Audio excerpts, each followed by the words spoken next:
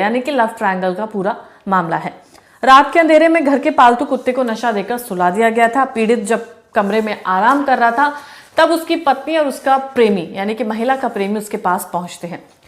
उसी दौरान साजिश को अंजाम देने की तैयारी की जाती है और जाहिर सी बात है कि उनके दिमाग में पूरा प्लान था कि किस तरीके से उसके पति को उसे जान से मारना है।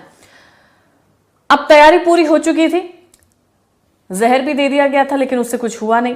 उसके बाद जब ऊपर छत पर ये लोग पहुंचते हैं तो दोनों ने उसे दबोच लिया, यानी कि जब पति छत पर जाता है तब ये महिला और उसका प्रेमी छत पर पहुंचते हैं। उसके साथ मारपीट की जाती है, उसे दोबारा जहर दिया जाता है और जब ओवरडोज हो जाता है उसके बाद उसकी मौत हो जाती है।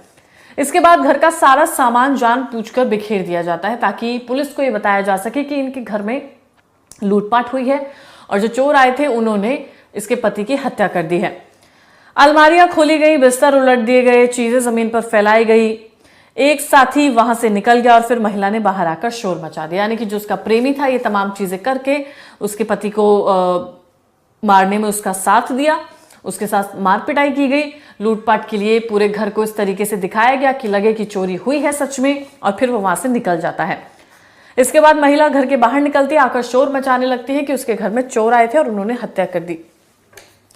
अब एक एक कड़ी जुड़ती चली गई और अंत में सच्चाई का पता चलता है। महिला को गिरफ्तार किया गया, उसका प्रेमी पुलिस के सामने पेश हुआ और इस साजिश में शामिल तीसरे व्यक्ति को भी हिरासत में ले लिया गया, यानी कि जो उसका लवर था उसको भी पुलिस पकड़ लेती है।